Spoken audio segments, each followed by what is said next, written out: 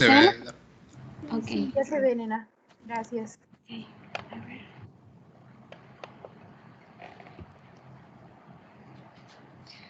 Bueno, pues hoy, como ya mencionó la doctora, vamos a ver lo que son los trastornos hipertensivos en el embarazo. Lo vamos a presentar yo, mi compañero Antonio Espinosa y su servidora, pues Diana Itzi. Primero, para empezar a hablar de lo que son los trastornos hipertensivos en el embarazo, vamos a encontrar que estos son un conjunto de entidades bastante heterogéneas, pero que comparten pues la característica de que suceden en el embarazo y que pues hay un aumento de la hipertensión, hay un aumento de la presión arterial. Existen diferentes clasificaciones, diferentes entidades, sin embargo, las más aceptadas son aquellas que pertenecen al Working Group, que las clasifica como 4 entidades. ¿Perdón? ¿Alguien dijo algo? Nadie. Ok. Perdón, No, me parece no nada. Ok, continuando, vamos a ver que son 4 entidades las principales, aunque hay más, las más aceptadas son estas 3 y una que está en la siguiente diapositiva. La primera que vamos a analizar es la hipertensión crónica. Esta se refiere a una presión arterial sistólica mayor de 140 milímetros de mercurio y una diastólica mayor de 90. Esta se encuentra presente desde antes del embarazo o bien es diagnosticada antes de la semana 20 de gestación. Esto normalmente pues lo vemos en el antecedente de la paciente, cuando ya tiene el historial de hipertensión. Este también suele perdurar más de 12 semanas posparto, a diferencia de la hipertensión gestacional, que es la siguiente que vamos a analizar. Es aquella entidad en la cual vamos a encontrar una presión arterial sistólica de igual manera, igual o mayor a 140 y una diastólica mayor o igual a 90 en mujeres que previamente tenían una presión arterial normal y que no presentan proteinuria. Esto va a ser muy importante para distinguirla de la que vamos a ver después. Y esta se presenta después de la semana 20 de gestación y desaparece a las 12 semanas posparto. Después tenemos a lo que son los síndromes de preeclampsia y eclampsia.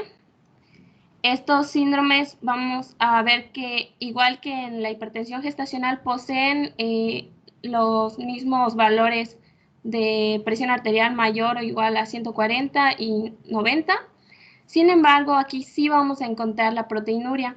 Esta va a ser definida por una excreción mayor de 300 miligramos de proteínas en orina de 24 horas, la cual pues es el gold estándar, pero también hay otros métodos para medirlas. Pero en general es el acompañamiento de la proteinuria en cuanto a la preeclampsia. Ahora bien, cuando hablamos de una eclampsia, cuando a todo lo mencionado se le añaden convulsiones tónico-clónicas generalizadas, producto pues de ciertas rupturas a nivel cerebral que vamos a ir definiendo más adelante. Pero esta es la presencia de convulsiones, la eclampsia. Y en cuarto lugar, pues tenemos a lo que es la preeclampsia superpuesta a una hipertensión arterial crónica. Este es una entidad con un diagnóstico un poco más complejo que en los anteriores porque tiende a ser difícil su diagnóstico, porque no se sabe si realmente existía una hipertensión crónica desde antes o si es solamente una preeclampsia de novo, porque a veces la hipertensión crónica suele ser bastante sutil y no da rastro de que exista esta enfermedad crónica, o bien no existe el antecedente previo, no está en los registros, etc. Esta entidad pues predispone al desarrollo de preeclampsia y eclampsia superpuesta. Y dentro de las características importantes de esta entidad encontramos que ya existe pues la hipertensión previamente al embarazo. La hipertensión se identifica antes de las 20 semanas de gestación y es una hipertensión arterial que persiste mucho después del parto. Aquí se da la preeclampsia-eclampsia después de una enfermedad ya consolidada. Ahora bien, en cuanto a la preeclampsia, La Guía de Práctica Clínica Mexicana nos la define como un síndrome multisistémico del embarazo y del puerperio. Se puede dar antes, durante o después, en el que se presenta una reducción de la perfusión sistémica generada por vasoespasmo. Esta entidad es bastante compleja. Algunos pues, libros mencionan claramente lo de la proteinuria y la hipertensión marcada. Sin embargo, es un síndrome bastante complejo que no solamente es estas dos características y es generada a grandes rasgos por el vasoespasmo que ocurre a nivel general en todo el cuerpo, a nivel multisistémico. Se presenta después de la semana 20 de gestación. Esto nos va a dar la pauta para diferenciarlo de otras entidades. El cuadro clínico se caracteriza por la hipertensión arterial, la presencia de proteinuria, además también puede haber cefalea, acúfenos, fosfenos, edema, dolor abdominal y alteraciones del laboratorio. En cuanto a la preeclampsia, vamos a ver que existen dos clasificaciones para esta. Algunas bibliografías la mencionan como leve, sin embargo, la mayoría de los libros y guías mencionan que no debe ser llamado como leve, sino que la clasificación más idónea sería la grave y la menos grave. En este cuadro de la izquierda vemos las características que tiene la preeclampsia cuando es considerada una grave. La menos grave, pues, es de 140 a 110 en dos ocasiones con una diferencia de 6 horas. En la grave, pues, se aprecia 160 y 110 diastólica.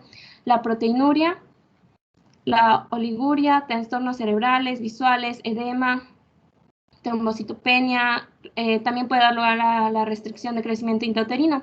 Más adelante vamos a ver exactamente cómo se hace el diagnóstico de cuándo es grave y cuándo es menos grave.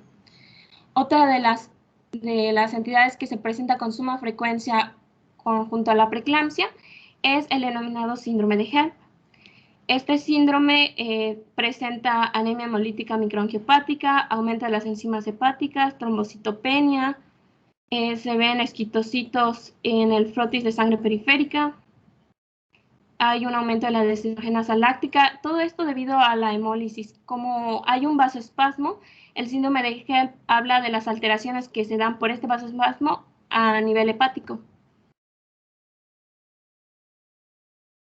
Aquí, para definir a la preeclampsia en su estado leve o menos grave, pues tenemos estas características que están subrayadas de 140-90. Las características que debe tener estas tomas, es decir, deben haber sido tomadas de manera adecuada, con la paciente en reposo, que el baumanómetro usado sea el adecuado, la diferencia de tiempo entre estas sea igual el adecuado, que debe ser una diferencia de 6 horas entre cada una de las tomas en un lapso no mayor de 7 días. Una proteinuria mayor o igual a 300 miligramos en una recolección de orina de 24 horas. O bien también se puede con las tiras reactivas cuando se posea una cruz en esta. Y en cuanto a la preeclampsia severa, vamos a ver que a diferencia de la leve o menos grave, pues esta tiene valores de 160 a 110. Lo mismo con al menos 2 determinaciones, con por lo menos 6 horas de diferencia. La proteinuria aquí ya no va a ser de 300 miligramos, sino de 5 gramos o más en una colección de orina de 24 horas. Y aquí, a diferencia del anterior, que solo necesitábamos una cruz para clasificarla como leve en cuanto a la proteinuria, pues aquí 3 o más. Y también tiene otros factores de severidad, que son la oliguria, síntomas como alteraciones visuales, edema pulmonar, cianosis y todos los que encontramos en esta imagen. De igual manera, del lado derecho, pues es otra tablita que también menciona la parte no grave y menos grave. Esta pertenece al Williams y es lo mismo que hemos estado mencionándola. Sin embargo, para hacer una clasificación de la leve o menos grave a una grave, la mayoría de los autores señalan que pues no es tan adecuado hacer esta división porque genera cierta controversia a la hora de decir que si es leve, por ejemplo, no va a proceder a complicarse. Siendo leve o siendo grave, pueden alcanzar complicaciones como el síndrome de HELP u otros, sin que esto, que sea leve, no lo predispone a que va a ser como dice su nombre, leve, por lo cual es que se prefiere las denominaciones de menos grave y de grave. Hay que estar atentos ante cualquiera de estas entidades que se presente. Para los factores de riesgo para que se presenten los trastornos hipertensivos en el embarazo, vamos a ver que son muy importantes los factores del tabaquismo, esto a nivel general, en los trastornos hipertensivos, pero vamos a ver que en el caso de la preeclampsia, el Williams y varias bibliografías señalan que el tabaco reduce la incidencia de preeclampsia en un 50% de forma dependiente de la dosis. Esto es solo en el caso de la preeclampsia, lo cual es un dato bastante llamativo a tener en cuenta. La obesidad también es un factor de riesgo, la hipertensión arterial, la diabetes, está a nivel familiar igual, el sedentarismo, así como un embarazo múltiple, edad materna muy joven o bien muy avanzada.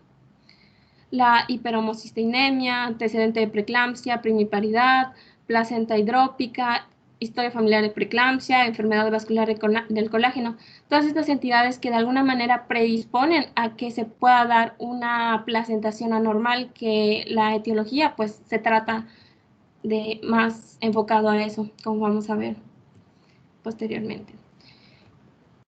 En cuanto a los factores de riesgo específicos de la preeclampsia, los que vimos anteriormente pues eran a nivel general de los trastornos hipertensivos. Estos son los que son específicos de la preeclampsia. Encontramos la nefropatía preexistente o la proteinuria que ya existía, la diabetes que también estaba en el cuadro anterior, los síndromes de anticuerpos antifosfolípidos, el lupus eritematoso sistémico y la edad de la madre y el IMC. Los pacientes que van a tener un solo factor de riesgo esto nos va a ayudar a clasificarlo de acuerdo a si tiene riesgo alto o riesgo bajo.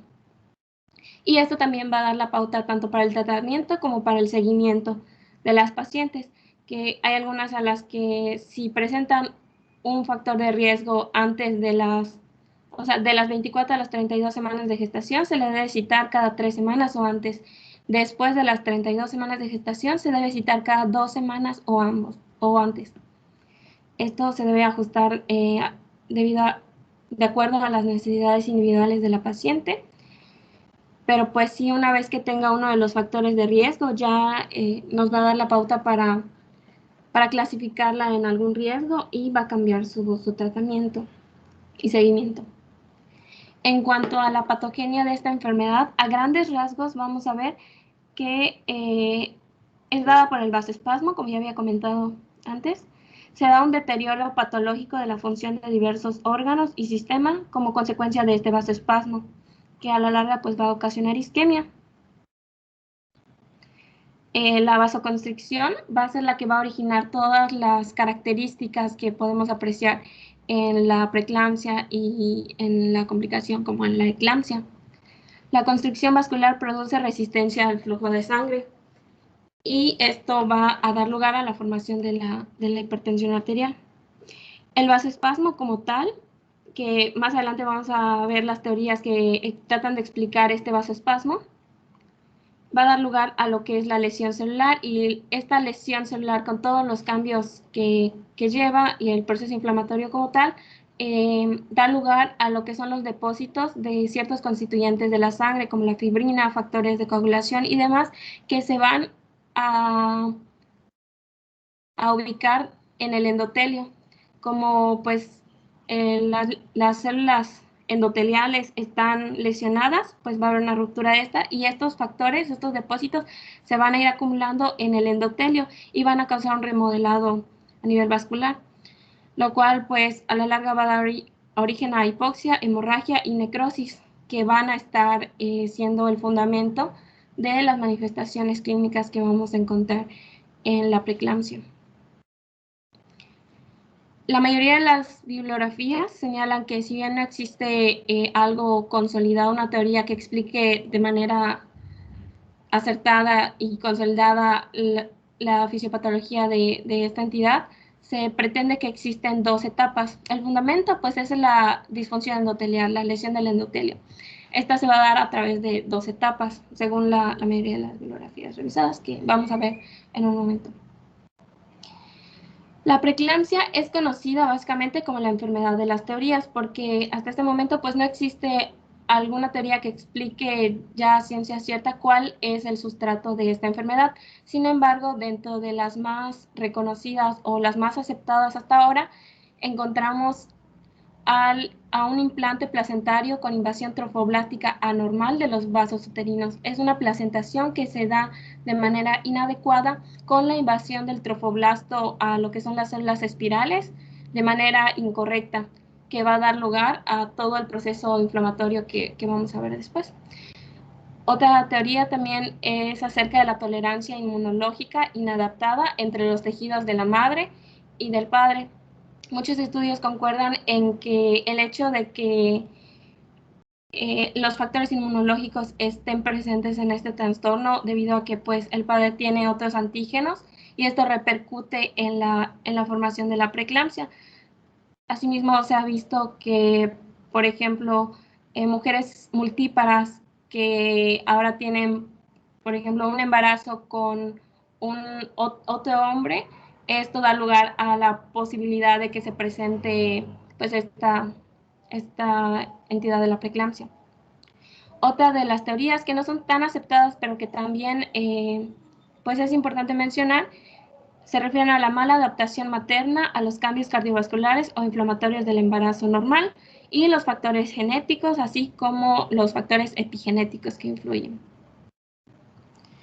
Se cree que hay factores desconocidos que no se sabe a ciencia cierta cuáles son. Se han propuesto algunos, pero pues en general se cree que estos factores que son producidos por la placenta se secretan hacia la circulación materna y desencadenan la activación y disfunción del endotelio vascular a nivel de toda la circulación materna. Y pues va a dar lugar a las manifestaciones que vemos en la preeclampsia. Las células endoteliales dañadas o activadas podrían producir menos óxido nítrico y van a originar un desequilibrio entre los factores procoagulantes y anticoagulantes que van a estar dando de manera general el aumento de las resistencias vasculares y con ello pues la hipertensión arterial en el embarazo. Como les había mencionado, según la mayoría de las bibliografías mencionan que para explicar la preeclampsia se habla de dos etapas, una etapa placentaria o primaria o bien y la etapa 2 una más tardía. En la etapa 1 encontramos que hay una mala adaptación inmunitaria fetomaterna. Aquí hay una imagen que explica bastante bien las alteraciones. De manera normal, ¿se ve mi cursor? Sí se ve. Okay, gracias. De manera normal, en el desarrollo del embarazo, la placentación se da de manera adecuada cuando las células del trofoblasto endotelial procedentes de las vellosidades de anclaje se van a sobreponer y van a remodelar las arterias espirales, pues que van a formar esta unión desde la deciduo hasta el miometro. Deben invadir estas arterias y las deben de remodelar, como podemos ver en esta imagen, en la cual estas células invaden tanto la decidua como el miometro y esto causa que el vaso sea más grande, haya menos resistencia al flujo, porque pues es un vaso dilatado que presenta baja resistencia al intercambio al flujo de sangre. En cambio, en la preeclampsia vamos a encontrar que los trofoblastos endoteliales van a tener una placentación anormal en la cual no van a invadir de manera correcta ni a la decidua ni al miometro, o bien lo van a hacer de manera muy superficial, de modo que las arterias espirales pues conservan el diámetro más pequeño. Es un vaso de pequeño calibre con alta resistencia al flujo, lo cual va a dar lugar a que el flujo sanguíneo que le va a llegar a la placenta no sea el adecuado y la placenta va a sufrir estados de hipoxia. Esta otra imagen también me gustó mucho, es del González Merlo y esquematiza bastante bien el proceso, en el cual en el embarazo normal estas células deben remodelar el vaso, en el cual se ve un vaso con un diámetro bastante ancho, y pues el flujo sanguíneo se da de manera adecuada, le llega suficiente sangre a la placenta para que se dé el intercambio adecuado y pues el crecimiento del producto se dé de manera adecuada. En el caso de la preeclampsia, estas células no logran invadir de manera adecuada, quizás solamente logren invadir apenas a la decidua, no llegan ni siquiera al miometro en algunos casos, y ocasionan que las arterias espirales conserven este diámetro pequeño, lo cual hace que el flujo sanguíneo no le dé suficiente irrigación a la placenta.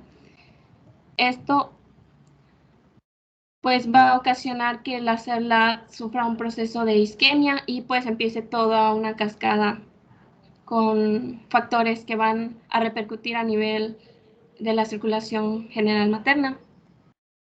Hay una preparación inadecuada del endometrio y de la zona de unión del miometrio.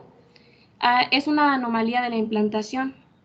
Es la invasión inadecuada del trofoblasto por las células espirales, el fracaso de la remodelación vascular que les había mostrado en las imágenes, y esto pues da origen a la isquemia placentaria y causa un estrés placentario oxidativo. Como no le está llegando suficiente oxígeno, pues se da esta isquemia, y en esa etapa 1 pues no era sintomática porque apenas la placenta estaba teniendo estos cambios, estaba teniendo esta alteración de isquemia y empezando a producir lo que son ciertas sustancias dañinas a nivel general. Y entramos a lo que es la etapa 2, sintomática o más tardía, en la cual esta placenta, al tener este estado de isquemia, pues libera sustancias desde el espacio intervelloso hacia la circulación materna.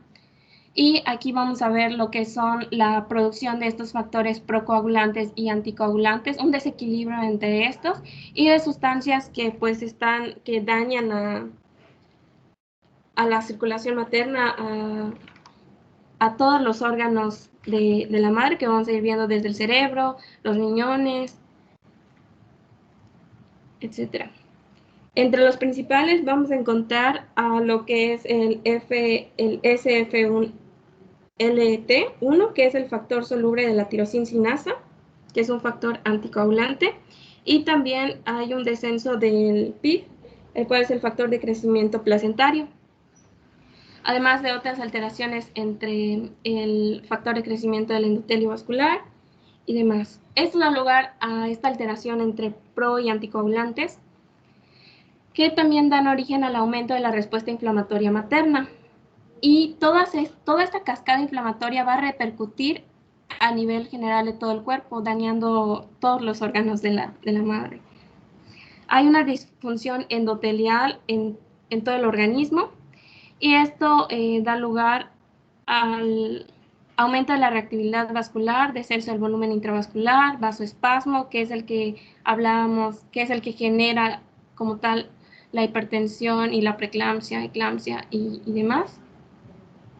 Y pues da lugar a las manifestaciones clínicas como es la hipertensión, la lesión glomerular con proteinuria, la isquemia hepática, esto con bastante relación con el síndrome de HELP, y también al edema, la isquemia cerebral, y con esto pues la eclampsia. Este es otro esquema que también enfatiza, pues tomando en cuenta que la vasoconstricción ocasionada por todos esos factores placentarios pues va a dar lugar al daño a los diferentes órganos, desde renal, que va a causar esta endoteliosis glomerular, y pues va a dar origen a la pérdida de proteínas en la orina, que es lo que vamos a ver como un signo diagnóstico. También es el fundamento de los edemas, el hecho de que haya una disminución de la presión coloidosmótica. Asimismo, los microinfartos en el sistema nervioso central pues van a ser lo que ocasionan las alteraciones mentales, que van a estar vinculados con la preeclampsia y en casos más dramáticos con la eclampsia cuando estas se presentan con convulsiones. El infarto hepático también nos vamos a ver que el vasoespasmo a nivel del hígado pues va a ocasionar las alteraciones que nos va a dar lugar a que encontremos la elevación de la transaminasa, que haya hemólisis y destrucción de plaquetas, los cuales constituyen las características del síndrome de Hett. También estas alteraciones en el hígado va a dar lugar a la distensión de la cápsula de Gleason, que es la que va a causar el dolor característico de la preeclampsia, que es una epigrastalgia a nivel del cuadrante superior derecho por la distensión de esta cápsula. Y en casos más graves, pues vamos a encontrar la rotura hepática. Los trombos vasculares también relacionados con el síndrome de Hett. Ahora, las complicaciones de la preeclampsia son el edema agudo de pulmón, desprendimiento prematuro de placenta, el síndrome de Hett y la rotura hepática. Estos últimos dos pues los vamos a analizar más adelante. Estos trastornos hipertensivos en general pues van a afectar a los diferentes aparatos del organismo de la paciente. Los que más van a llamar la atención son a nivel cardiovascular, a nivel hematológico, renal, hepático, del cerebro y desprendimiento de la retina. En cuanto a lo cardiovascular, vamos a ver que esta vasoconstricción va a generar que pues haya un aumento de las resistencias vasculares periféricas, lo cual pues disminuye el gasto cardíaco. Al haber una disminución del gasto cardíaco, pues el corazón entra en una fase que ya hemos visto, de una fase hiperdinámica, en la cual va a tratar de compensar esta disminución del gasto cardíaco, cayendo en la remodelación ventricular, que más adelante puede dar lugar a un edema pulmonar de origen cardiogénico. En esta imagen que es del Williams, me parece bastante buena la explicación al menos de esta parte a nivel cardiovascular, en la cual en un embarazo normal encontramos que el corazón, pues la actividad de este pues se encuentra normal o incluso disminuida. Cuando se habla de una preeclampsia, al haber un gasto cardíaco disminuido por toda esta alteración de las resistencias vasculares, pues entra en la fase hiperdinámica, en la cual tiene que trabajar más para tratar de satisfacer las necesidades del organismo. Y hace que se hipertrofie y pueda tener las complicaciones mencionadas más adelante.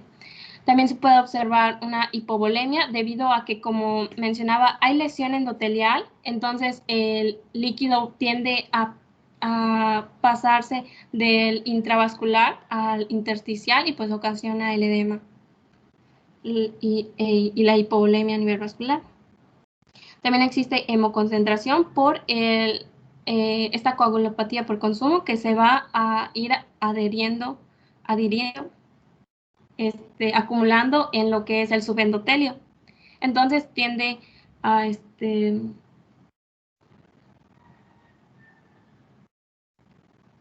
o sea, se tienden a gastar estos factores, pero la disminución de los líquidos pues también origina la hemoconcentración.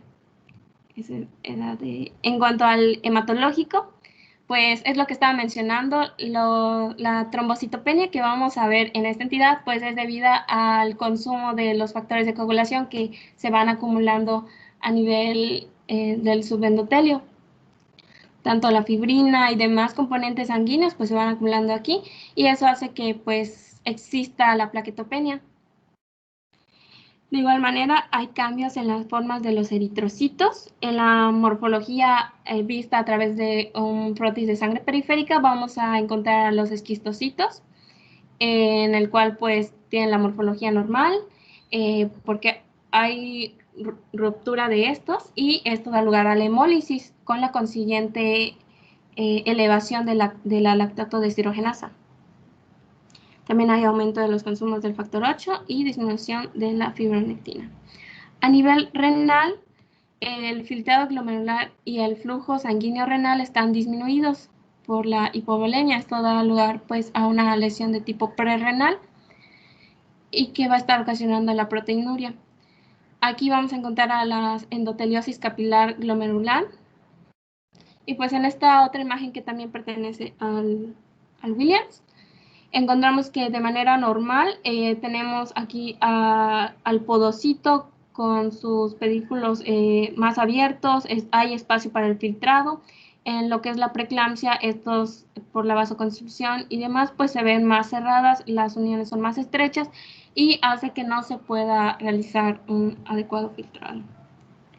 A nivel hepático, encontramos que primero comienza con un dolor en el epigastrio, esto por la inflamación de la cápsula de Gleason, por la vasoconstricción en las arteriolas del hígado, hay aumento del AST y del ALT. Esto porque pues también el hígado está sufriendo un estado de isquemia en diferentes regiones del hígado. Puede dar lugar al hematoma hepático y subcapsular. Y en casos más graves puede originar lo que es el síndrome de HELP.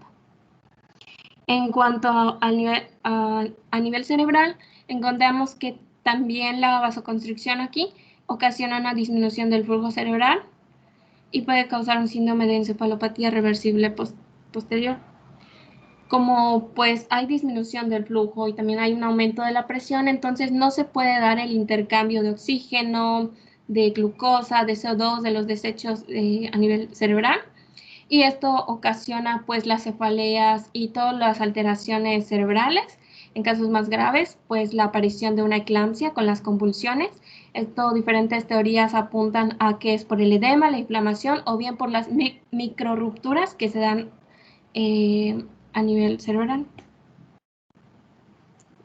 También menciona la cefalea y los escotomas por la hipoperfusión, las convulsiones también por la liberación de neurotransmisores excitados como el glutamato y la ceguera. En cuanto al desprendimiento de retina, encontramos que normalmente es unilateral. Esta es reparada por medios quirúrgicos y normalmente pues tiene un buen pronóstico, que por lo general la visión se normaliza en el transcurso de una semana. Sin embargo, pues el pronóstico es muy variable dependiendo pues de la individualización de la paciente y de todas las características. Hay casos muy graves en los cuales puede ocurrir que haya edema cerebral, obnubilación, confusión y hasta coma franco. O sea, puede ir desde lo más leve hasta lo más grave. Eso era lo relacionado a la preeclampsia. Ahora, en cuanto a la eclampsia, como había estado mencionando, es la entidad en la cual superpuesta a las anteriores, en donde encontramos la presencia de convulsiones tónico-clónicas en una paciente que haya tenido pues preeclampsia o una alteración neurológica, o bien una alteración neurológica grave, como alteraciones del estado de alerta o ceguera. Estas son las rupturas las microhemorragias que les mencionaba, por la vasoconstricción, por el aumento de la presión, estas pequeñas arterias pues tienden a romperse y ocasionan pues las convulsiones que se ven en la eclampsia. Otra de las teorías es acerca del edema y la isquemia cerebral, que los apuntan como posibles causas. Es una complicación bastante dramática y potencialmente mortal, por lo cual es muy importante pues tener un manejo de cerca a la paciente. Por lo mismo, esta eclampsia puede aparecer en la preeclampsia leve o menos grave y en la grave. Por eso es importante pues esta clasificación de que decir leve no está muy bien dicho, porque puede aparecer la eclampsia y pues da un pronóstico bastante sombrío. Las convulsiones pueden aparecer de repente y sin previo aviso. En una gestante que pues había tenido o había estado manejando una presión no tan elevada o que se veía estable. Entonces, por eso hay que tener bastante cuidado con esta entidad. En cuanto al síndrome de HELP, que es otra complicación bastante sombría, nos dice que es una preeclampsia en cualquiera de sus formas, tanto con datos de severidad o no, o una eclampsia que presenta hemólisis, elevación de enzimas hepáticas y trombocitopenias. Su nombre hace alusión a, pues, a estas características que están pues aquí señaladas y que vamos a enfatizar en un momento. Este síndrome se caracteriza por un dolor en cuadrante superior derecho y en el epigastrio. El síndrome de HELP como tal es una afectación del hígado y pues va a estar mostrada por estas características. Es la vasoconstricción que se da a nivel hepático y que pues condiciona todas estas características bastante sombrías. Hay un estado nauseoso y vómito, el 85% tiene hipertensión arterial sistémica, la mayoría de las pacientes con este síndrome pues se presenta antes del parto. En los hallazgos pues vamos a encontrar el aumento de la deshidrogenasa láctica, vamos a encontrar la trombocitopenia y es importante pues realizar el diagnóstico diferencial con las diferentes entidades que también causan un cuadro clínico similar. Existen diferentes clasificaciones para pues darles estadios al síndrome de HELP, que vamos a ver a continuación, pero primero en esta imagen tenemos pues una tomografía en la cual se observa esta alteración a nivel hepático que pues se da por el edema, por la isquemia, la inflamación, que pues es lo que es producido por el vasoespasmo, causado pues por los factores placentarios que ya habíamos visto. Como les estaba mencionando, el nombre de HELP, que hace alusión a lo dramático y lo siniestro que puede llegar a ser este síndrome, pues está regido por estas características, dentro de las cuales la más importante o la principal mencionaban que era la hemólisis, con la presencia de esquitocitos en el frotis de sangre periférica, y pues esta hemólisis, esta ruptura de los eritrocitos, pues nos da lugar a la elevación de la deshidrogenasa láctica, el aumento de la bilirrubina total mayor o igual a 1.2, disminución de la hemoglobina y del hematocrito. Otra de las características es la elevación de las enzimas hepáticas, como de la AST o bien de la ALT, y la plaquetopenia, que también, dependiendo de los niveles de plaquetas, pues las vamos a clasificar. Existen diferentes clasificaciones, las más reconocidas, las más usadas serían las de Martin o de Mississippi, la cual lo agrupa el síndrome en clase 1, clase 2 y clase 3, de acuerdo con los niveles de plaquetas. En la clase 1 pues está las plaquetas y también los niveles de deshidrogenasa láctica y la AST y la ALT. En la clase 1, pues se da un recuento menor de 50.000 plaquetas, con AST o ALT mayor o igual a 70, una deshidrogenasa láctica mayor o igual a 600 unidades internacionales por litro. En la clase 2, las plaquetas están entre 50.000 y 100.000. Este valor se mantiene, igual la deshidrogenasa láctica. Y en la clase 3, encontramos que es de 100.000 a 150.000, con alteración ahora de mayor o igual a 40 unidades por litro y una deshidrogenasa láctica mayor o igual a 600 unidades sobre litro. Otra de las clasificaciones que también pues existe en la bibliografía es la clasificación de CBI o de Tennessee. Sin embargo, esta no es tan utilizada porque es un poco menos detallada, como vimos en comparación con la de Martin y de Mississippi. Esta solamente nos dice que la vamos a clasificar en completo o incompleto, siendo el estadio completo cuando hay la presencia de estos tres factores. Y cuando solo encontramos uno o dos criterios presentes, dos de estos, entonces lo clasificamos como incompleto. Sin embargo, pues esta no es tan detallada como la de Mississippi, por lo tanto, pues casi no se tiende a utilizar mucho. Y en estas imágenes encontramos en esta, la de la esquina superior izquierda, pues encontramos a lo que es la ruptura de la cápsula de Gleason, que es esta pequeña membrana, esta pequeña cápsula, donde vemos pues el sangrado, la ruptura, la inflamación. Se ve bastante dramático. En esta otra imagen encontramos estos blanqueamientos a nivel pues, ocular, los cuales son producidos por las diferentes oclusiones vasculares procedentes del vasoespasmo y la vasoconstricción, y que también están relacionadas con la hemólisis y las diferentes enzimas hepáticas que encontramos en el síndrome de HELLP. Y en esta última imagen, que se ve bastante sombría y bastante mal, pues encontramos ya la ruptura hepática, donde pues ya esto es prácticamente mortal y ya, o sea, está bastante, muy siniestro. Doctora, Bueno, quería mencionar... Así, cuando vemos este tipo de imágenes, tenemos que decir es que son imágenes muy cruentas, porque cuando vemos una cesárea, por ejemplo, nosotros explorar parte del abdomen superior. De hecho, es una obligación de nosotros revisar la cápsula de Gleason. Hagamos una cesárea por hipertensión, con preeclampsia, tenemos que revisar el vaso, porque no solo se puede romper, sino también el vaso, ¿no? Son dos órganos importantísimos que tenemos que confirmar que estén íntegros y un dato de sangrado, porque a veces no sabemos, y si sacamos el abdomen, de repente la paciente puede agravarse todavía más, puede complicarse. Esto que mencionas, que realmente, pues si ustedes se han dado cuenta, me imagino que ya han ido no solamente una vez, sino en varias ocasiones a la consulta externa, pueden haber visto ustedes que casi nadie hace fondo de ojo a las pacientes, de hecho nadie.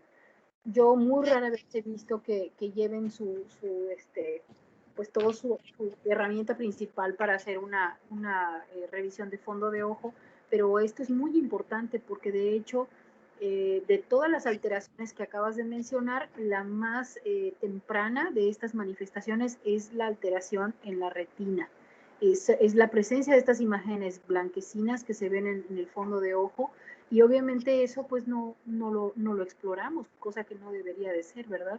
Sería fantástico que pudiéramos nosotros hacer fondo de ojo a las pacientes, inclusive a todas, para poder identificar el momento en el que nosotros veamos algo que no es normal, pues poder identificarlo para prevenir una complicación todavía mayor. Tengan en cuenta también que de todo lo que has mencionado todo lo importante realmente, tenemos que considerar también la presión arterial media. Se manejaron cifras diastólicas, se manejaron cifras sistólicas, podemos establecer el diagnóstico de preeclampsia, pero pues hay algo que hay que mencionar también, que es la presión arterial media. Esto es importante porque inclusive parte de los algoritmos casi siempre se menciona la presión arterial media, más que la presión sistólica y diastólica como tal, pero bueno, no es que esté mal, pero sí vale la pena que nosotros consideremos saber primero cómo se saca y obviamente pues partir de ese valor para poder también clasificar correctamente a las pacientes. Hay otros parámetros desde luego, pero estamos hablando de la presión arterial ahorita, ¿no? Bueno, vamos a continuar entonces. Gracias.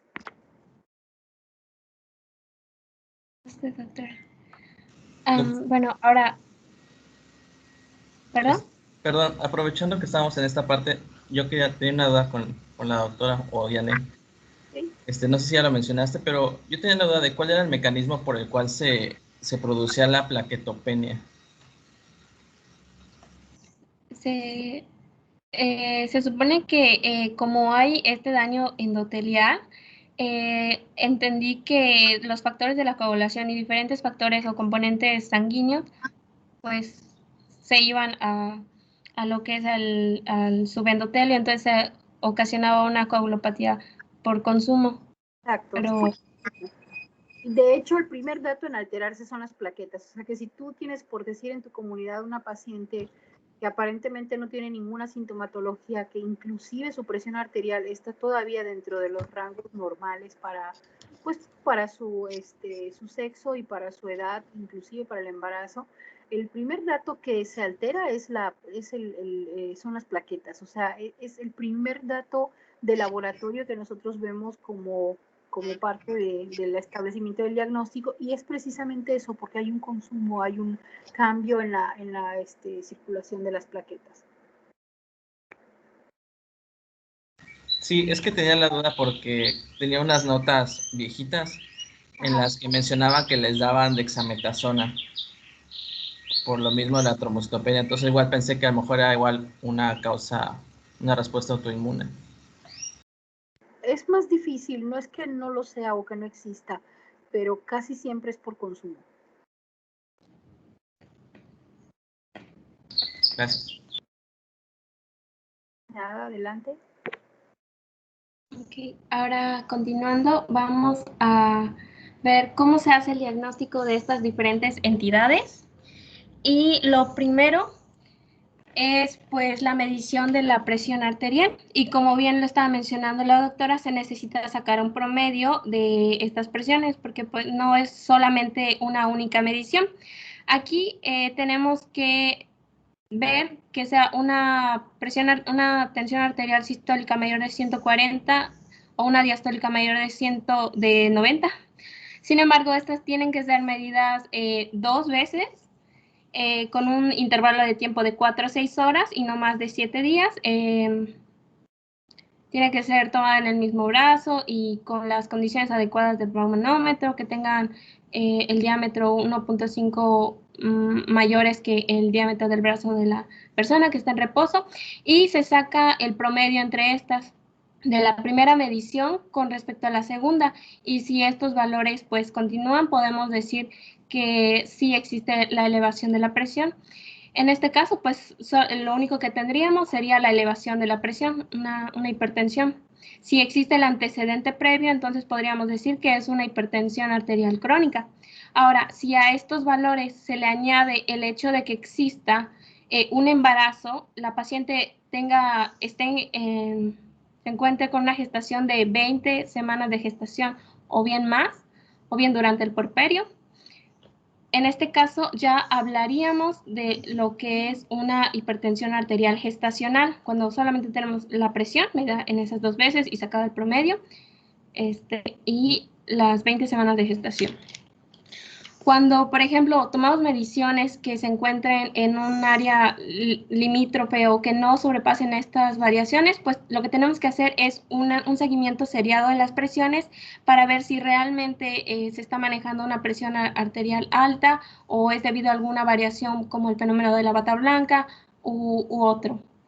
Por eso se tiene que hacer seriado y se tiene que sacar el promedio, no es solo una medición. Ahora, una vez teniendo estos dos valores, decimos que hay una hipertensión arterial gestacional o bien inducida por el embarazo. Ahora, cuando además de estos factores también encontramos lo que es una proteinuria, la cual pues va a ser, como ya había mencionado, una cuantificación de proteínas en orina de 24 horas mayor de 300 miligramos, o bien en 12 horas mayor de 150 miligramos, o bien la presencia de cruces en lo que es la tira reactiva de orina. Existen todos estos métodos para pues ver lo de la proteinuria. Sin embargo, el gold estándar es la proteinuria en orina de 24 horas. Ese es el gold estándar, y los otros se pueden utilizar pues según sea de bajo riesgo o las características individuales de la paciente, que vamos a ver en las siguientes diapositivas. O bien, además de esta proteinuria, condiciones adversas como son la trombocitopenia, que encontramos menor de 100.000 plaquetas, la creatinina mayor de 1.1, alteraciones hepáticas como ya habíamos encontrado, AST o ALT, y el edema agudo pulmonar. Si existen, aparte de estas dos, alguna de estas características, pues estaremos hablando entonces de una preeclampsia.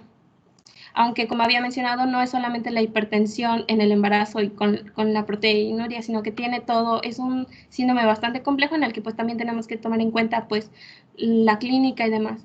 Pero con fines prácticos, teniendo estos valores, pues podríamos estar hablando de una preeclampsia. Ahora bien, cuando a esta preeclampsia también la asociamos con convulsiones, entonces podríamos decir que se está hablando de una eclampsia. Los exámenes de laboratorio que debemos de pedir pues son una BH con recuento plaquetario, creatinina, AST, ALT, deshidrogenasa láctica, bilirrubinas, etcétera. Esto pues para poder concretar el diagnóstico como tal. Es importante resaltar que a veces es probable que de las mujeres que desarrollan eclampsia puede ser que solo el 20% solamente tengan hipertensión 8 días antes de las convulsiones, 10% solo proteinuria y 10% ninguna de las dos. Es decir, hay algunos porcentajes en los cuales pues vamos a ver alteraciones, no siempre se va a regir la presencia de estos, pero entonces por eso hay que darle un seguimiento bastante cercano a la paciente. Ahora bien, en esta tablita tomada de la guía de práctica clínica tenemos a los factores de riesgo asociados al desarrollo de la preeclampsia. Estas características, también compartidas por el González Merlo y también por el Williams, nos menciona que si la paciente se presenta con una sola de estas características, podríamos estar hablando como una paciente de riesgo elevado. Si no presenta ninguna, pues entonces podríamos decir que tiene riesgo bajo y con esto la vamos a clasificar. En las pacientes con baja sospecha vamos a utilizar lo que es la medición de la proteinuria con una tira reactiva, por lo menos una vez al mes. Sin embargo, cuando sí encontramos que tiene varios de estos factores, entonces la vamos a clasificar como pacientes de riesgo elevado y a esta sí le vamos a aplicar el gold estándar, que es la orina en 24 horas. Dentro de estos factores, pues encontramos a la nuliparidad, la edad mayor de 40 años que sea primípara, mayor de 40 años multípara, una historia familiar de preeclampsia, antecedente de preeclampsia en el embarazo previo, embarazo múltiple, el IMC, la diabetes, entre otros.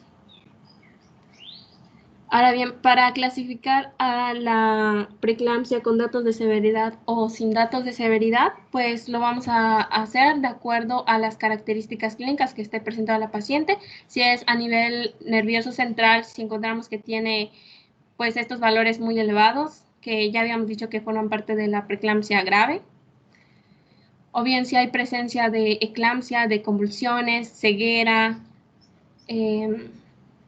déficit neurológico, etcétera, pues es un dato que nos habla de una preeclampsia con datos de severidad. A nivel cardiorrespiratorio, pues encontramos el edema agudo pulmonar, la isquemia miocárdica o infarto. En el hematológico posee un conteo de plaquetario menor a 50.000. A nivel renal, la lesión renal aguda con el índice de creatinina mayor de 1.1. A nivel hepático, el aumento de la deshidrogenasa láctica que habíamos estado platicando. Y pues la unidad fetoplacentaria, el binomio, en el cual pues podríamos encontrar también el desprendimiento prematuro de la placenta no inserta, muerte fetal, etcétera. Todos estos nos van a hablar de pues una preeclampsia con datos de severidad.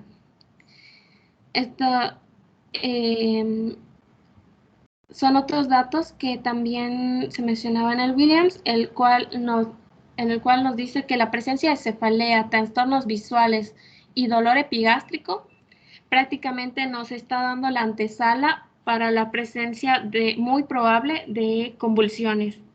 Entonces hay que tener mucho cuidado con la presencia de estos síntomas, porque si bien es una preeclampsia, si vemos esto, nos estaría hablando de que probablemente existan convulsiones próximas, de manera inminente. Y por último, pues está la presencia del caso clínico para pasar posteriormente a lo que es el manejo y el tratamiento. Rodrigo, ¿podrías apoyarme leyendo el caso clínico?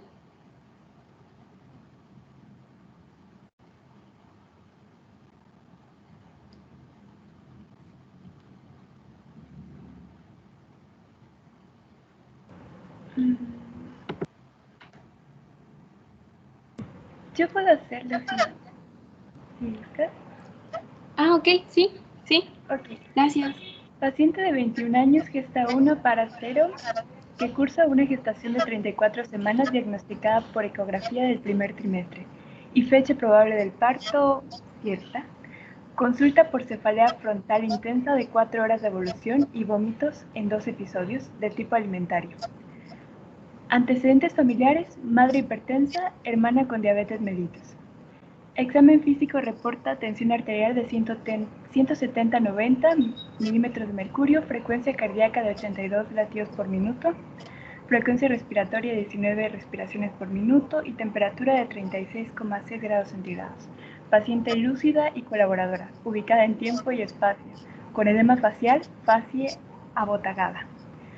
Buena suficiencia cardiorrespiratoria, con edema en miembros inferiores y superiores. Resto del examen físico sin particularidades. Al examen obstétrico tenemos altura uterina de 29 centímetros, una dinámica uterina de ninguna contracción en 10 minutos, latidos cardiofetales de 145 por minuto, movimientos fetales activos, tono normal. Las maniobras de Leopold revelan un feto único, situación longitudinal, dorso derecho, presentación cefálica. Ok, hasta este punto, Perfecto.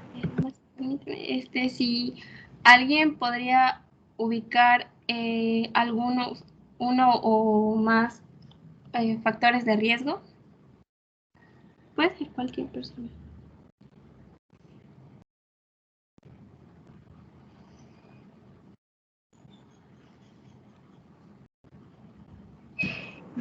Pues solamente que es su primer embarazo.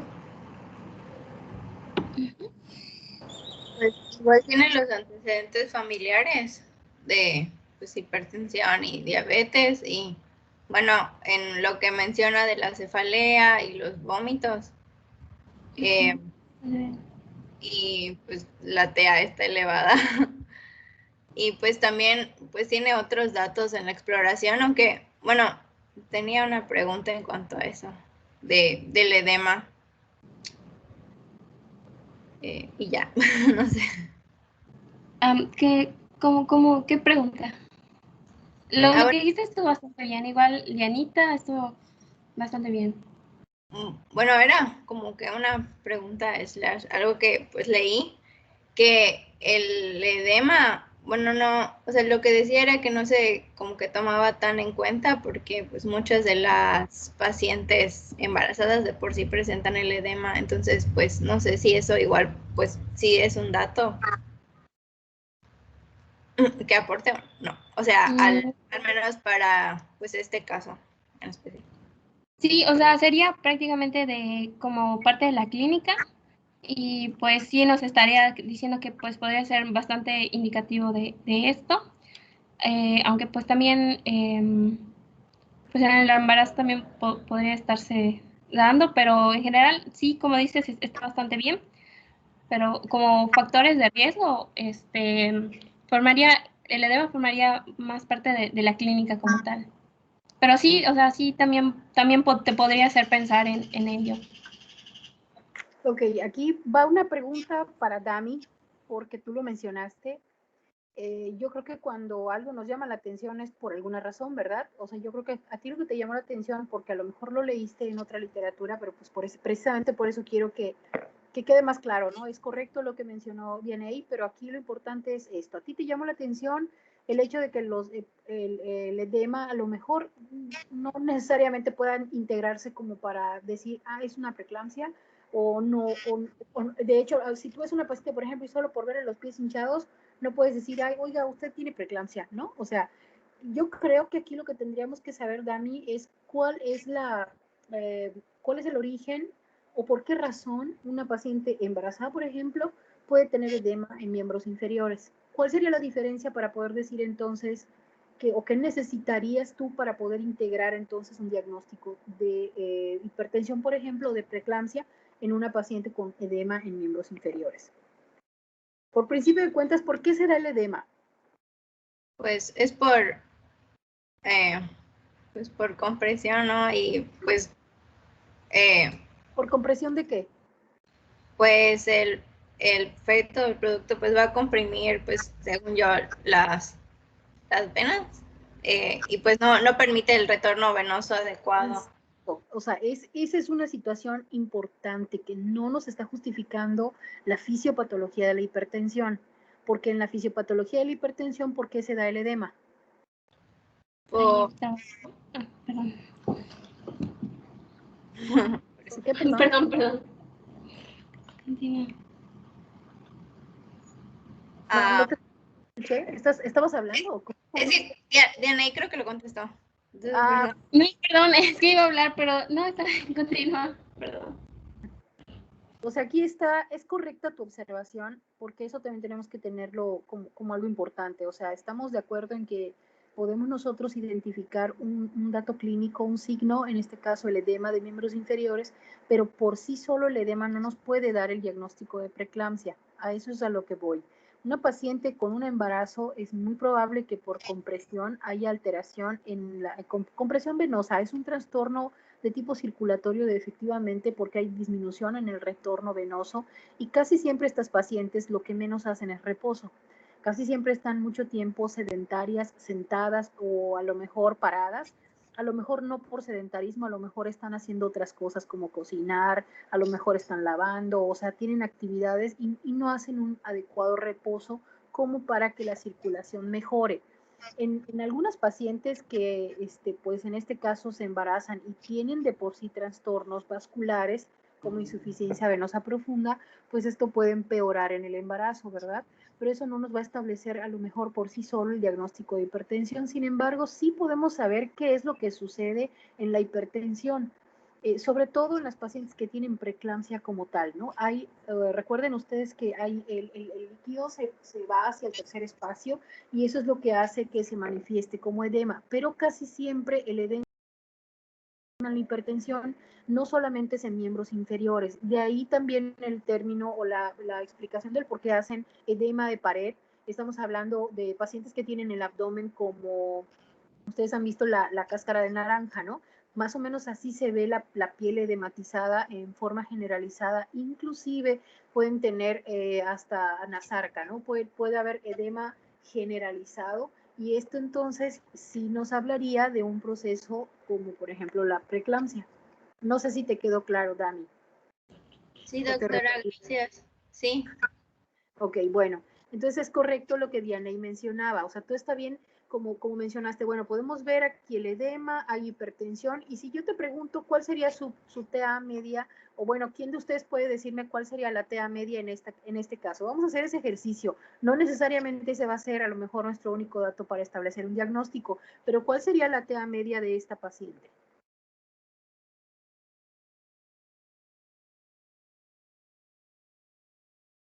¿Tú la sabes sacar, Dianey? Se supone que era la suma de... No me acuerdo muy bien, pero recordaba que creo que era dos sistólicas. No, la verdad no me acuerdo muy bien, pero era sumarlas y dividirlas entre dos. Era sistólica más 2 diastólica entre 3. Ajá. Entonces, si hacemos el ejercicio, ¿cuál sería la TA media de esta paciente? 117. Y con 117 podemos nosotros decir que es una paciente preeclámptica. Doctora, ¿Sí? una pregunta aquí. Bueno, en la mayoría de las bibliografías en las que revisé, no vi lo de la tensión arterial media, o sea, por eso no lo puse, porque no lo había visto, pero no sé, la verdad, a partir de cuánta tensión arterial media, pues podríamos decir que se está hablando de una preeclampsia. Lo que mencionaban mucho era la diastólica, pero, pues, ajá, ¿cuál sería el valor de la media? De hecho, si ustedes, bueno, no tienen la tabla, se las puedo pasar yo. De hecho, les voy a pasar, no me acuerdo si a este grupo les subí las clínicas de Norteamérica. No recuerdan si lo revisaron, déjenme ver, es que igual me voy a desviar un poquito, pero no sé si pudieron revisarlo ahí. No quiere decir que esté mal tu presentación, no, porque no lo hayas puesto no quiere decir que esté mal, no a eso me refiero, sino que es importante que lo tengamos en consideración porque también hay tablas que están en base a la tensión arterial media y muchas veces las tablas ponen los diferentes valores y hasta abajo ponen letras chiquitas que es la tensión arterial media. Esto es importante porque inclusive con, creo que el valor base, el valor, digámoslo así, por así decir que ya se hace el diagnóstico, es de 109, si no estoy mal.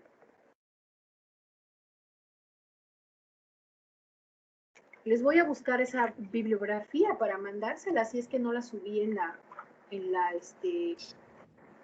la carpeta de material. No sé si lo revisaron o alguien de ustedes tuvo la oportunidad de verlo, pero ahorita se las busco. O se las subo, si no está ahí, se las paso para que lo revisen. Sí, porque me parece que no está, o sea, yo revisé los archivos que subió y no lo vi. Entonces creo que no. Sí, no está.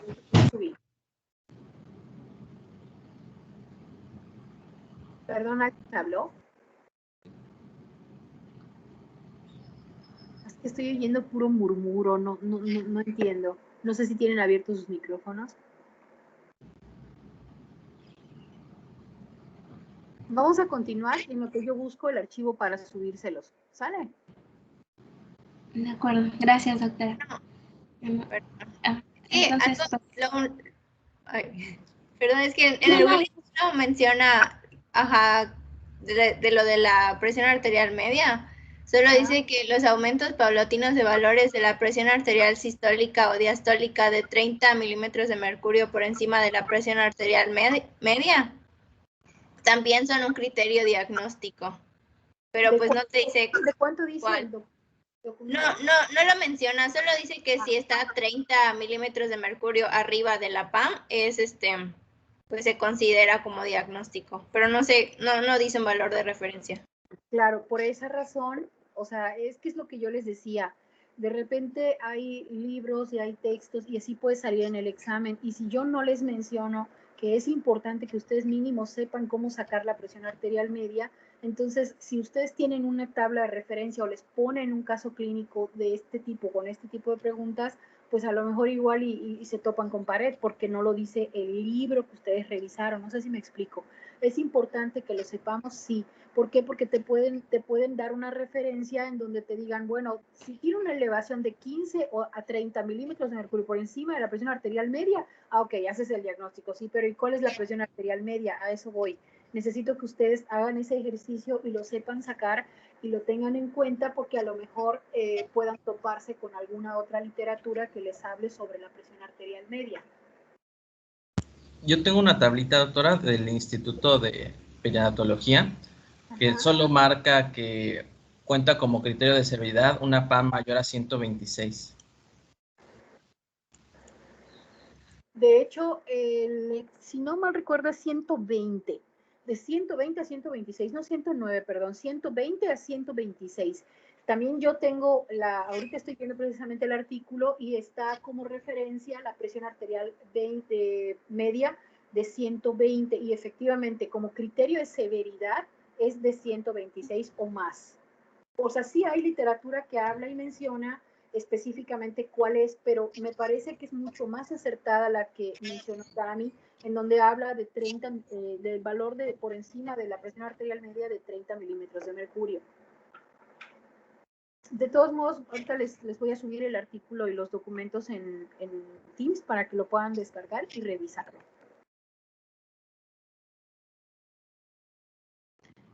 Gracias, doctora. No, al contrario, continuamos, Dianey. Entonces, solo para enfatizar lo que decía, lo del edema, pues puede ser normal o bien puede ser por la extravasación del líquido, por el daño celular, que se va el líquido al intersticio y causa la nasarca y el edema en la fisiopatología de la hipertensión. Ahora, Dianita, ¿sí podrías continuar donde te quedaste leyendo, por favor?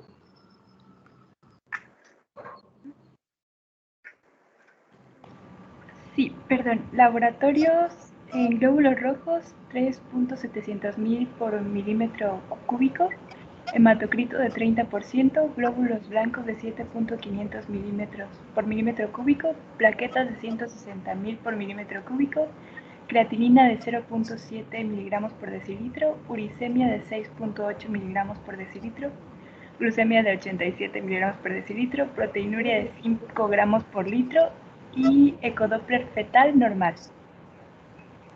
Okay.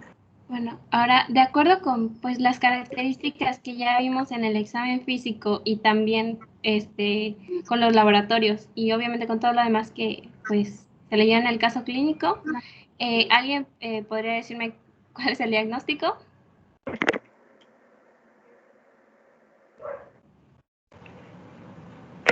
Preeclampsia severa por los valores tensionales y porque tiene proteinuria de 5 gramos. Igual lo que había comentado mi compañera Dami de la cefalea, que podría ser un indicador de que hay que prestar atención a la paciente porque puede evolucionar. Que creo que es lo que estaba en la diapositiva anterior, si no mal recuerdo. Sí, exactamente. Pues ya tenemos pues la presión más de 140/90, tiene 170/90, tal como dijiste, tiene la proteinuria de 5, lo cual pues ya nos habla de una preeclampsia pues grave o con signos de severidad, tal como lo mencionaste. Y ahora, ¿alguien me puede decir alguna de las complicaciones de la preeclampsia? No de este caso en particular, sino de en general. Síndrome de HELP, edema pulmonar, Muy bien. EBC.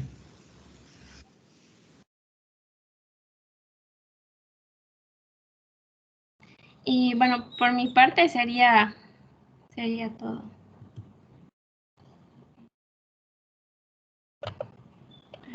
Tony. Muchas gracias, Diane, y mil disculpas, me acaban de secuestrar mis pilas. Pero bueno, vamos a continuar entonces. Sí, ahora vamos a ver el manejo con mi compañero Tony. Me avisan, porfa, si se ve la pantalla. A ver.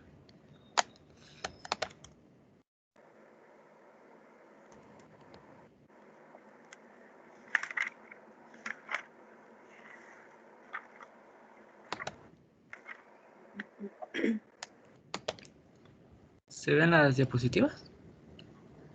Sí, ya se ve. Ok. Pues buenas tardes a todos. Como ya sabemos, cuando aparecen los síntomas en la preeclampsia, pues es que ya se instauró este mecanismo fisiopatológico. Y una vez que aparecen estos síntomas, pues poco se puede hacer para prevenir o para tratar la enfermedad, salvo la resolución del embarazo. Por ello es importante pues predecir qué pacientes pueden padecer preeclampsia. Primeramente pues están los factores de riesgo, ¿no? Los cuales ya nos comentó Dianey, no haremos mención de ello.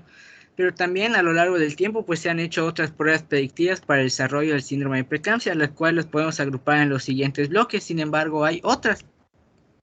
Entre ellas encontramos a la perfusión placentaria y resistencia vascular, difusión endocrina unidad fetal placentaria, difusión endotelial estrés oxidante, disfunción renal, entre otras. Algunas cosas que podemos comentar, bueno, en el primer bloque pues hay algunas interesantes. Hay una que se llama la de rollover, en la cual las mujeres embarazadas de entre 28 y 32 semanas pues descansan en una posición de cúbito lateral izquierda y luego giran hacia una posición supina.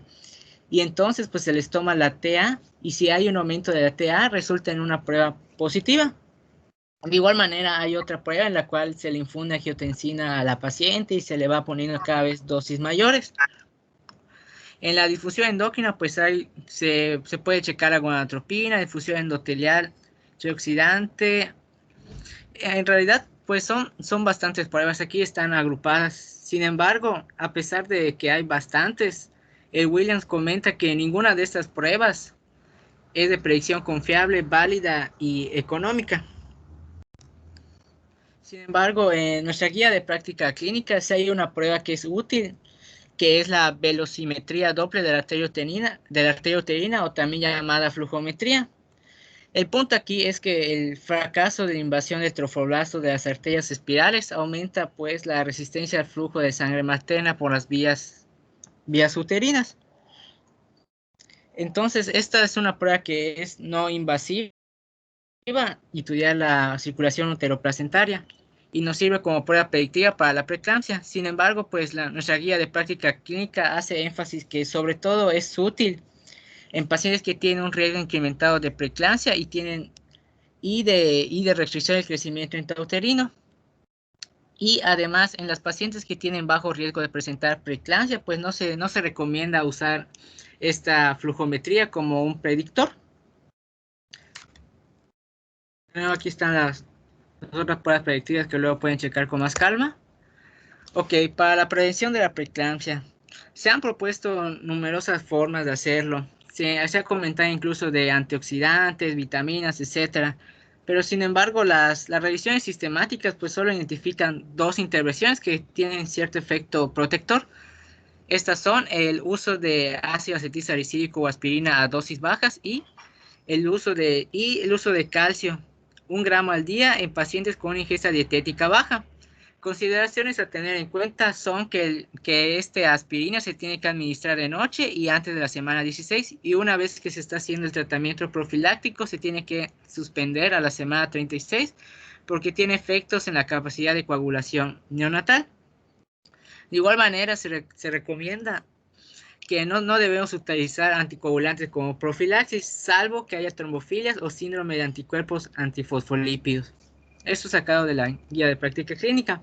Y aquí tenemos un algoritmo en el cual pues tenemos a una paciente que embarazada, se le tomó la presión arterial, salió que fue menos de 140/90, nos preguntamos si tenía factores de riesgo y resulta que sí. Entonces aquí nos preguntamos, ¿este embarazo es mayor de 16 semanas? Si la respuesta es no, si se cuenta con el recurso, se recomienda realizar un Doppler de las arterias uterinas y además se realizan las medidas que comentamos en la diapo anterior, ácido acetilsalicílico a dosis bajas, 80 a 100 miligramos diarios y suplementación de calcio en población con una ingesta baja. Y posteriormente pues se le da su vigilancia de presión arterial y detección de proteinuria. Entonces, en cuanto a la prevención. En cuanto al tratamiento antihipertensivo en la preeclampsia y acto de severidad, bueno, igual quería comentar que más adelante pues vamos a comentar de forma un poco más integral todo el tratamiento de la preeclampsia sin datos y con datos de severidad, pero aquí en especial pues nos vamos a enfocar al tratamiento antihipertensivo. Aquí tenemos que establecer metas en los pacientes. Los podemos dividir en pacientes que no tienen comorbilidad y los que tienen comorbilidad. Si el paciente no tiene comorbilidad, la meta es una tensión arterial sistólica entre 155 y 130 y una diastólica entre 105 y 80. Si tiene comorbilidad, la meta de la sistólica es de 139 y 130 y la diastólica entre 89 y 80. Y cuando se considere el uso de una terapia antihipertensiva, pues el fármaco de primera línea es la metildopa, ya sea sola o asociada a otros, tales como el labetalol, hidralazina, nifedipino o beta bloqueadores. Y se hace mención en la guía de práctica clínica que la prescripción de estos antihipertensivos será de acuerdo a las características clínicas del paciente, contraindicaciones y preferencia del médico. En la siguiente diapositiva tengo las dosis y algunos comentarios. En sí no haré mención de ello, ya después lo pueden checar con calma. En lo que sí quiero hacer hincapié es que en que los inhibidores de la enzima convertida de angiotensina y los antagonistas de receptores de angiotensina no se deben usar durante el embarazo, ya que tienen un efecto teratogénico. De igual manera, el atenolol y la prazosin y los diuréticos no están recomendados durante el embarazo, por esto mismo. En cuanto al tratamiento antihipertensivo en la preeclampsia con dato de severidad, pues bueno, aquí sí cambia la cosa, ya que sí o sí tenemos que dar tratamiento antihipertensivo, ya que hay una elevada mortalidad y morbilidad debido a este descontrol severo de la hipertensión. Entonces, una vez que se ingresa al paciente, pues se pueden usar los siguientes esquemas: nifedipina en cápsulas, o hidralazina parenteral o labetalol intravenoso en caso de que se cuente con él. De igual manera, aquí tenemos las dosis para que chequen después. Ok, en este algoritmo pues ya llegó una paciente que ya tiene diagnóstico de preeclampsia, ya le solicitamos los estudios como bien comentó Dianey, nos preguntamos si tiene dato de severidad, en el cual aquí en este algoritmo lo agrupan así, en condiciones adversas y complicaciones severas. Aquí los pueden leer. Entonces sí tiene dato de severidad. Entonces nos preguntamos qué tipo de crisis hipertensiva, es decir, hacemos una subdivisión y tenemos las urgencias y las emergencias hipertensivas. ¿Y cómo las podemos diferenciar? Pues bueno, una urgencia hipertensiva es cuando la presión arterial es mayor o igual a 160/10 y no hay daño a órgano blanco. En cambio, la emergencia maneja este mismo punto de corte, pero sí hay evidencia de lesión a órgano blanco. Y esta lesión a órgano blanco se puede evidenciar mediante las manifestaciones clínicas, tales como encefalopatía hipertensiva, angina, isquemia, dato de insuficiencia cardíaca y eclampsia. En caso de que se trate de una urgencia, daremos la terapia antihipertensiva que ya hemos comentado antes, nifedipino, hidralazina, labetalol. Daremos prevención para las convulsiones con sulfato de magnesio. Y también, dependiendo de las semanas de gestación, será la conducta. Menos de 34 se recomienda la inducción de la madurez pulmonar y más de 34 valorar la vía de resolución del embarazo. Si se trata de una emergencia, pues tenemos la eclampsia, el síndrome de Helf y cefalopatía hipertensiva. De estos hablaremos a continuación. De igual manera, en un momento retomaremos este algoritmo, ya que hablaremos de la eclampsia. Bueno, aquí el Williams y la guía de práctica clínica pues manejan estos pilares en el tratamiento. El manejo inicial pues consiste en el ABCD, que es el soporte vital para prevenir daños, ya sabemos, ¿no? Mantener el oxígeno, protección de la vía aérea, etc. El segundo punto hace referencia al control de las convulsiones con el sulfato de magnesio. El sulfato de magnesio es tanto efectivo para detener las convulsiones durante la eclampsia y también como para prevenirlas durante la preeclampsia. Este sulfato de magnesio la podemos administrar por vía intravenosa o por vía intramuscular. Se prefiere por vía intravenosa. Y se va a aplicar una dosis inicial y luego una dosis de mantenimiento. La dosis inicial es de 4 a 6 gramos en los primeros 5 minutos y la dosis de mantenimiento es de 1 gramo intravenoso por hora. Pero bueno, este sulfato de magnesio tiene su lado oscuro, ya que tiene un margen terapéutico pues, bastante estrecho. Los niveles objetivos son de 5 a 7 mil equivalentes y cuando hay una intoxicación por magnesio, pues se tiene que dar el antídoto, el cual es el gluconato de calcio, el cual se aplica una ámpula, el cual contiene lo siguiente. Además de la aplicación del gluconato de calcio, se tiene que descontinuar la infusión.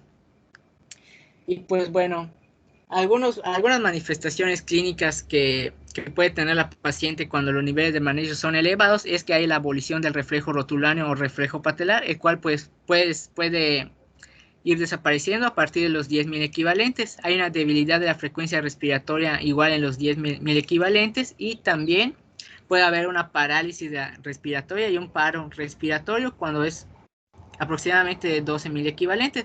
Por tanto, cuando se administra sulfato de magnesio, pues hay que estar monitoreando esto, ¿no? Y de igual forma, pues el estado de conciencia. El tercer punto nos habla sobre la administración intermitente de antihipertensivo si llega a ser necesario. Y el cuarto, nacimiento del feto para resolver la preeclampsia, ya que en sí es el manejo definitivo. Y bueno, aquí regresamos al algoritmo, nos vamos a la parte de la eclampsia. Y esto es lo que mencionábamos, terapia con sulfato de magnesio, mantener el oxígeno y protección de la vía aérea, terapia antihipertensiva y pues claro, un monitoreo de la presión arterial, cuantificar la uresis y monitoreo de la frecuencia cardíaca fetal y posteriormente la resolución del embarazo. En cuanto a esta resolución del embarazo, como bien menciona el Williams, es la única cura para la preeclampsia. Y pues los objetivos de pues van a ser prevenir las convulsiones, evitar una hemorragia intracraneal que es de las complicaciones más frecuentes, que haya daños a órganos vitales y pues dar a luz a un recién nacido sano. Y aquí la guía de práctica clínica pues hace dos menciones, ¿no? Que si es mayor de 37 semanas se recomienda la terminación inmediata del embarazo. Y si es entre 24 y 33.6, no sé si era 33.6 o 34, no sé si lo anoté bien, pero bueno, se podía hacer manejo conservador en preeclampsia sin dato de severidad y siempre y cuando se cuente con una unidad de cuidados intensivos neonatales. En esta diapositiva pues tenemos un algoritmo propuesto por el Williams, el cual de una preeclampsia grave menor a 34 semanas, el cual es admisión a LD, que eso hace referencia a trabajo de parto y parto en sí mismo, valoración materna y fetal, considerar sulfato de magnesio y pues tenemos que checar si tiene contraindicaciones para el manejo conservador. ¿Cuáles son estas? Disfunción renal significativa, feto previable, peligro fetal. Si tiene contraindicaciones para el manejo conservador, pues lo más recomendado pues, será el parto. Si no tiene contraindicaciones para el manejo, hacer una observación inicial de 24 a 48 horas. Y pues en este tiempo se recomienda lo siguiente: administración de corticosteroides para maduración, pues checar sus signos vitales, laboratorios, etcétera. Pero si llega a desarrollar contraindicaciones durante ese tiempo, pues se irá para un parto. Y seguidamente se tiene que hacer una atención continuada de pacientes hospitalizados, una evaluación materna diaria, de la función renal, etcétera, ¿no? Y si no hay ningún problema, pues se dará el parto a las 34 semanas. Bueno, esto es lo que propone el Williams. Las consecuencias a largo plazo, la verdad es que no haré mención mucho de ello, pues porque prácticamente puede afectar varios sistemas. Más adelante pueden checarlo con más calma. Otro punto que quería abordar, que está en la guía de práctica clínica, es la hipertensión postparto, el cual la definimos como, me faltó aquí 140-90, cifra de tensiones anteriores mayores a 140-90, las cuales se mantienen o se sostienen hasta el puerperio, hasta las 12 semanas posteriores al parto. Esto es común que se dé entre el tercer y sexto día después del parto, y se recomienda que se recomienda en días alternos durante las primeras 2 semanas, y si se encuentra una presión mayor a 150-100 en 2 mediciones, pues se recomienda remitir a revisión médica. ¿Cuándo vamos a dar el manejo farmacológico? Cuando haya cifra de hipertensión postparto severa, hipertensión crónica persistente, etcétera. ¿Y qué fármacos podemos dar? Pues básicamente son IECAS, diuréticos, ARA2 y bloqueadores de canales de calcio, que si somos observadores nos damos cuenta que todos estos estaban contraindicados durante el embarazo. Sin embargo, en el puerperio sí se dan. Se pueden hacer combinaciones de estas, aquí están. Sin embargo, independientemente de la combinación que se elija, este tratamiento antihipertensivo se debe reducir cuando la TA alcance estos valores: 130 a 140 de sistólica y 80 a 90 en las 2 semanas del tratamiento. Y pues básicamente sería todo. No sé si quiere agregar algo más, doctora. Estuvo bien, realmente estuvo muy completo. Lo importante aquí es considerar que existen varios esquemas, pero dentro de todo esto es cuando ya tomamos la decisión del manejo médico en los pacientes. Lo más importante es lo básico en cuanto nosotros recibimos una paciente en malas condiciones, ¿no? Lo primero que tenemos que hacer es verificar 2 vías, ya no es nada más una sola vía, que la vía aérea esté permeable, si tenemos cerca puntas de oxígeno mejor o mascarilla, pero lo importante es mantener la oxigenación porque cuando hay hipertensión, los órganos más importantes que tenemos que proteger son el corazón, el cerebro y los riñones. Entonces, obviamente, lo indispensable es tener o contar con oxígeno, vías para poder permeables para poder pasar soluciones. Sin embargo, recuerden ustedes que hay secuestro de líquido de tercer espacio y podemos nosotros generar, cuando cuando pasamos de golpe soluciones, podemos generar inclusive derrame pleural y complicar entonces el caso en la paciente, ¿no? Entonces, lo importante es tener siempre una colocación de sonda Foley para poder vigilar la diuresis, verificar si tiene diuresis, porque es muy importante considerar la función renal en este tipo de pacientes. Recuerden ustedes que, bueno, ya vimos toda la fisiopatología y el riñón pues sufre diferentes cambios y obviamente son cambios que pueden inclusive ser deleterios a corto plazo. Entonces tenemos que evaluar la función renal, tenemos que ver bioquímicamente cómo está llegando la paciente y obviamente iniciar el manejo siempre y cuando la paciente tenga conservada su función renal. Recuerden ustedes que algunos medicamentos, como por ejemplo el sulfato de magnesio, no se deben de aplicar, no se deben de iniciar si la paciente no tiene diuresis. Esto significa que la absorción del sulfato de magnesio puede ser inclusive más ¿cómo se dice?, dañino que beneficioso, puede generar ciertas alteraciones y abolir ciertos reflejos que inclusive pueden acabar con una parada cardiorrespiratoria. Por eso es importante evaluar la función renal. Y bueno, dentro de lo que ya mencionaste, los esquemas que tenemos, que pues obviamente son varios esquemas, nos tenemos nosotros que adaptar a lo que tenemos en el hospital y a lo que es adecuado para la paciente. En este caso en particular consideramos siempre la edad gestacional. Y lo primero que tenemos que establecer es, ¿cómo se dice? Cuidar la madurez pulmonar en el producto. No es nada más pensar en la mamá, obviamente, ¿no? Resolver el problema de la hipertensión, obviamente proteger a estos órganos, pero pues el feto es lo más importante también.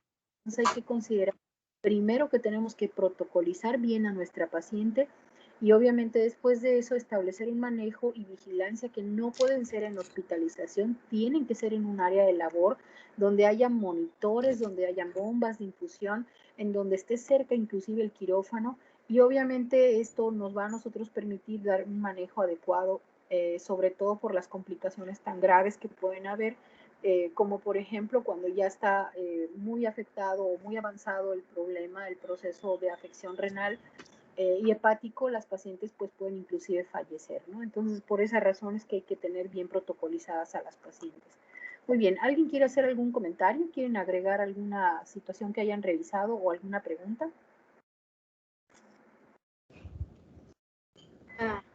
Bueno, yo sí tengo una pregunta, doctora. En cuanto al manejo que se le da, pues leí que era, pues el manejo de elección era el parto vaginal, pero bueno, no sé. O sea, ¿por qué se prefiere a la cesárea? Bueno, aquí hay que considerar que hay un trastorno vascular y hay un trastorno circulatorio más que nada.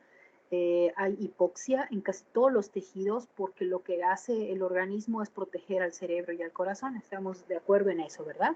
Entonces, si nosotros hacemos un procedimiento quirúrgico, estamos hablando de requerimientos de anestesia que casi siempre cuando se dan estos procesos de anestesia son anestesia de tipo regional. Tenemos que considerar que son pacientes que tienen modificaciones, inclusive una disminución importante en el recuento plaquetario, y esto obviamente puede generar que hayan más puntos de sangrado. Por esa razón es que se evalúa bien el caso. Para poder decidir que sea una cesárea, se requiere que la paciente tenga realmente alteraciones obstétricas. O sea, la preeclampsia no es indicación de cesárea. Lo que es indicación de cesárea es la alteración obstétrica, o sea, que la paciente no tenga condiciones cervicales. ¿Por qué? Porque esto nos va a llevar a tener, si en esta paciente, por ejemplo, que es una paciente, pongamos como ejemplo una paciente primigesta, que sabemos que para que empiece el proceso de trabajo de parto o en relación a la dilatación cervical específicamente, pues mínimo se va a llevar unas 12 horas, si es que no más. Entonces no podemos exponer a la paciente tanto tiempo a una conducción, a un estrés, porque obviamente va a ser manejo mediado por a lo mejor prostaglandinas o a lo mejor oxitocina. Esto va a generarnos mayor sangrado. Por esa razón es que si la paciente tiene modificaciones cervicales, la pelvis es útil, el feto es apto para poder pasar por vía vaginal, pues se conduce y obviamente es menor el tiempo en el que va a estar expuesta la paciente a ese estrés y va a poder ser un parto normal, obviamente considerando que son esas pacientes a las que tenemos que monitorizar transparto. Si hay alguna alteración en el feto, en su trazo, porque a veces les hacemos un trazo para evaluar también las condiciones, recuerden ustedes lo que vimos en las clases anteriores, pues obviamente esa paciente va a tener que ser sometida a ese tipo de pruebas. Si el perfil biofísico nos dice que el feto tiene más posibilidades de sufrir durante el trabajo de parto, pues definitivamente no le podemos dar parto.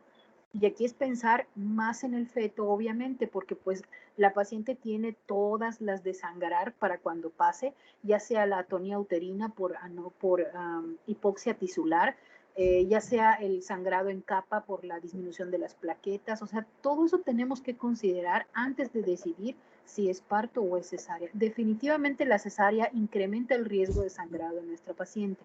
Estamos hablando de las preeclámpticas, ¿ah?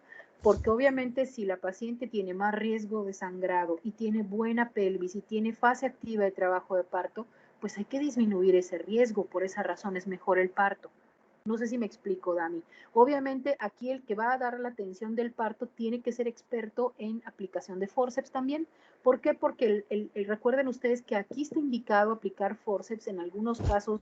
Yo en lo personal no lo hago, pero la persona que tiene el entrenamiento y la capacidad, el conocimiento, la experiencia en la aplicación de forceps sabe que aplicar forceps va a cortar el periodo expulsivo y obviamente mientras menos expuesta esté la paciente mejor, sobre todo para evitar las microhemorragias cerebrales que son las que van a condicionar las crisis convulsivas. Entonces obviamente aquí tenemos que considerar que si nosotros tenemos todas esas condiciones, pues el parto puede salir en perfectas condiciones y la paciente además es multigesta y es multípara, pues mucho mejor.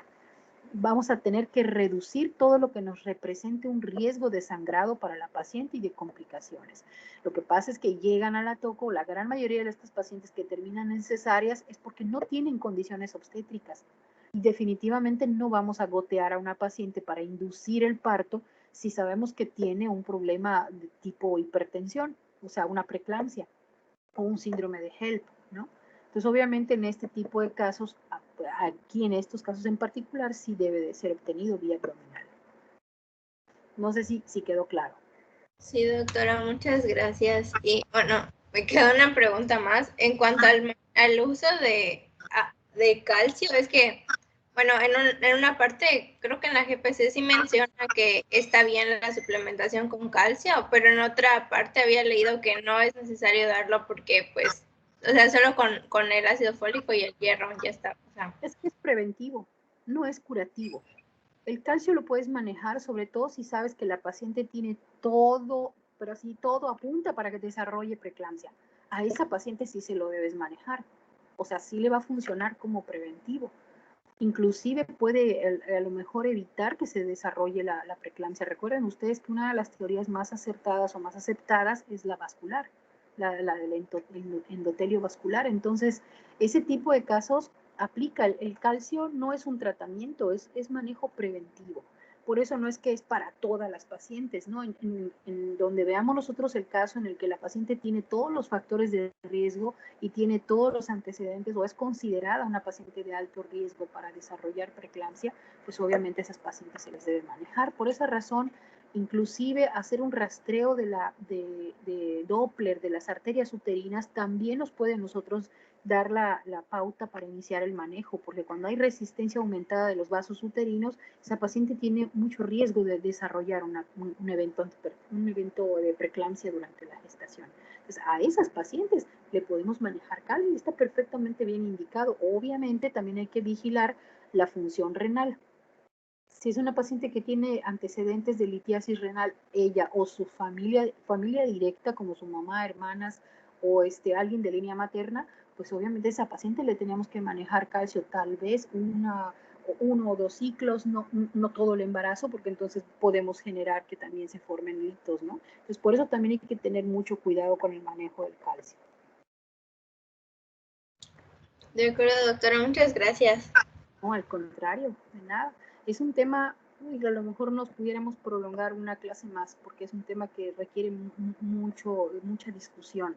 Estuvo bien planteado, Dianey, nunca fue mi intención decir que no se preparó algo relacionado con la presión arterial media, pero es mi obligación mencionárselos, porque pues obviamente es algo importante, ¿no? Sacar la presión arterial media se ha vuelto también, a lo mejor se menciona más lo que está descrito en los libros, porque es un poquito más difícil que nos acordemos de alguna fórmula en particular, ¿no?